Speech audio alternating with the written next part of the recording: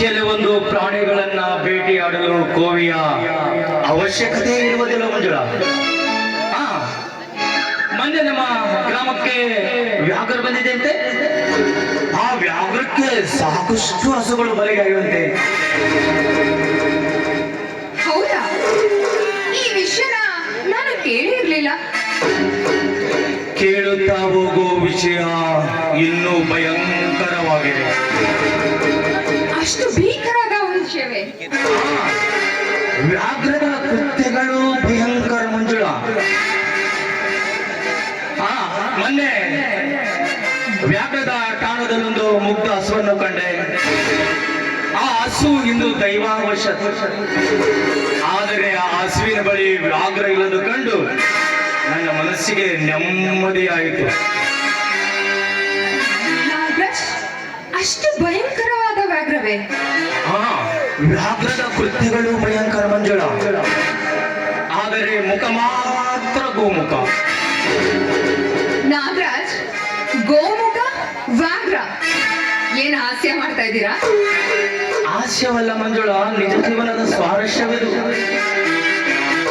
ಏನು ನಾಗರಾಜ್, ನಿಮ್ ಮಾತು ನನಗೆ ಅರ್ಥವೇ ಆಗ್ತಿಲ್ಲ. ನಗುತ್ತ ನುಡಿಯುವವರೆಲ್ಲ ನೀತಿವಂತರೆಂದು ತಿಳಿದರೆ ಈ ಸಮಾಜದ ಎರಡನೇ ಮುಖ ಅದೆಂತೂ ನಿಮಗೆ ಅರ್ಥವಾಯಿತು. ಗೋಮುಖ ಹೊಂದಿರುವ ಚಂದ್ರನ ವ್ಯಾಘ್ರದ ಕೃತ್ಯಗಳಿಗೆ ಸಾಕ್ಷಿಯಾಗಿರುವ ಈ ಫೋಟೋಗಳು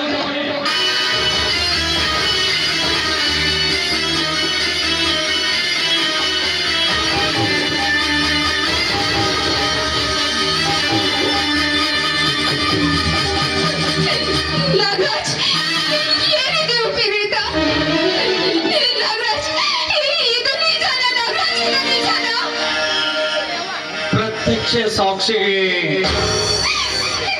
ಪ್ರಮಾಣ ಬೇರೆ ಬೇಕೆ?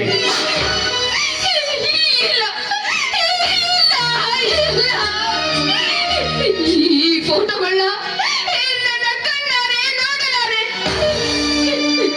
ನನ್ನ ಚಂದ್ರ ಬೇರೊಬ್ಬಳ ತೋಳು ತೆಗೆಯಲಿ.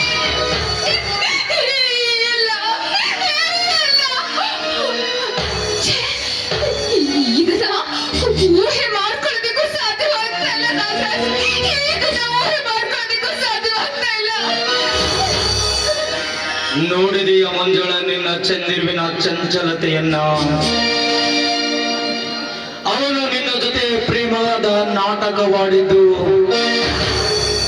ಪ್ರೇಮಕ್ಕಾಗಿಯೂ ಅಲ್ಲ, ಮದುವೆಗಾಗಿಯೂ ಅಲ್ಲ, ಕಾಮಕ್ಕಾಗಿ, ನಿನ್ನಲ್ಲಿರುವ ಹಣಕ್ಕಾಗಿ.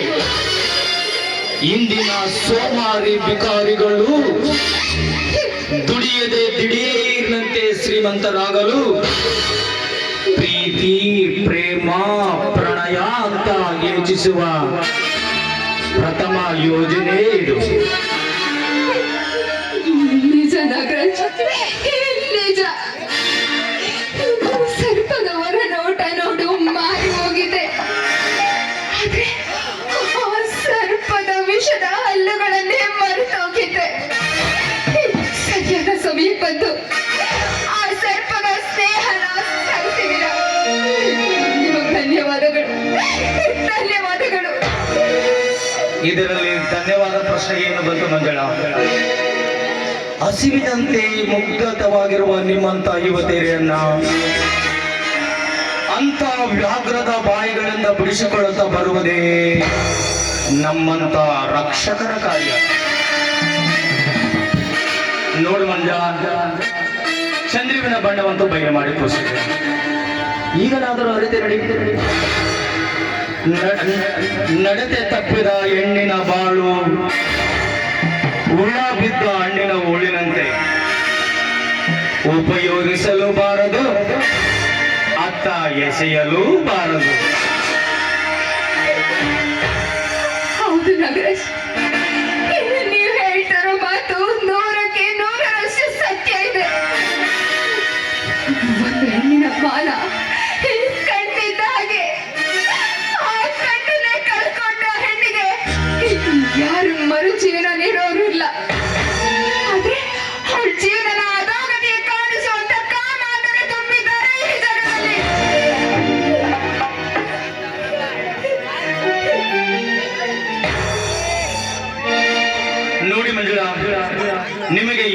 ಎಚ್ಚರಿಕೆ ಮಾತನ್ನು ಹೇಳುತ್ತೇನೆ, ಗಮನವಿಟ್ಟು ಕೇಳು. ನೀವು ಆ ಚಂದ್ರಿಗೆ ಈ ಛಾಯಾಚಿತ್ರಗಳನ್ನ ತೋರಿಸಿದ ಕೂಡಲೇ ಇದು ಒಂದು ಸಂಚು, ಅದರಲ್ಲಿರುವ ವ್ಯಕ್ತಿ ನಾನಲ್ಲ, ಇದು ಒಂದು ಮೋಸ ಎಂದು ಹೇಳುತ್ತಾನೆ. ನೀವು ಅವನ ಹೇಳಿಕೆಯನ್ನು ನಂಬದಿದ್ದಾಗ ನನಗಾಗದವರು ಯಾರೋ ಮಾಡಿದ ಅನ್ಯಾಯವೆಂದು ಹೇಳುತ್ತಾನೆ, ಜೊತೆಗೆ ನಾಟಕವಾಡಲು ಪ್ರಾರಂಭಿಸುತ್ತಾನೆ. ಇಲ್ಲ ನಾಗರಾಜ್, ಅವನ ನಟನೆಗೆ ನಾನು ಎಂದಿಗೂ ಸೋಲೋದಿಲ್ಲ. ನೀವು ಸೋಲನ್ನು ಒಪ್ಪದಿದ್ದರೆ ಅವನು ಪ್ರೇಮದ ರಾಗವನ್ನೇ ಆಡುತ್ತಾನೆ. ಏನೆಂದು ನಾಗರಾಜ್? ನನ್ನ ದೇಹದ ರಕ್ತದ ಕಳಕಳದಲ್ಲೂ ಮಂಜುಳೆಲ್ಲ ದಿವ್ಯಗಳ ಆಡುತ್ತಾ ಇರ್ತದೆ, ಮಂಜುಳ ಆಡುತ್ತಾ ಇರ್ತದೆ. ನಾ ಮೋಸಗಾರನಲ್ಲ ಮಂಜುಳ, ನಾ ಮೋಸಗಾರನಲ್ಲ. ನನ್ನನ್ನು ನಂಬು ಮಂಜುಳ, ನನ್ನನ್ನು ನಂಬು, ನಾ ಮೋಸಗಾರನಲ್ಲ, ನಾ ವಂಚಕನಲ್ಲ ಮಂಜುಳ, ನಾ ವಂಚಕನಲ್ಲ. ಮಂಜುಳ, ಮಂಜುಳ, ನೀನು ನನ್ನ ಪ್ರೇಮದ ಆರಾಧಕ ಮಂಜುಳ, ನೀ ನನ್ನ ಪ್ರೇಮದ ಆರಾಧಕ.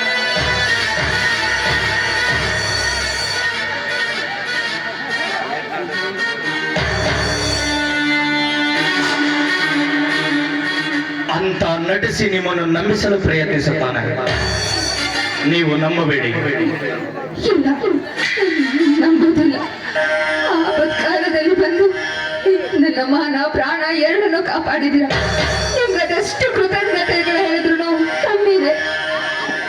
ಅದೇನೇ ಇರಲಿ ಮಂಜುಳ, ಅದೇನೇ ಇರಲಿ ಮಂಜುಳ, ಹುಲಿಯ ಬಾಯಿಯಿಂದ ತಪ್ಪಿಸಿಕೊಂಡಿದ್ದಕ್ಕಾಗಿ ಇಂದು ಬೇರೆ ನಮ್ಮ ತಾಯಿ ದುರ್ಗಾ ಪರಮೇಶ್ವರಿಯ ಉಚ್ಚಾಯಿ ಬೇರೆ.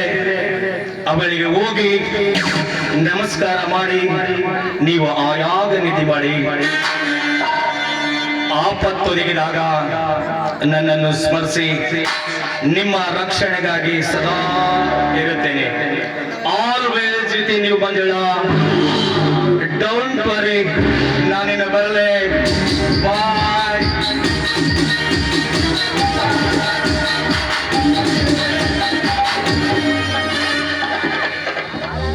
ನಾಗರಾಜ್ ಎಷ್ಟು ಒಳ್ಳೆಯವರು.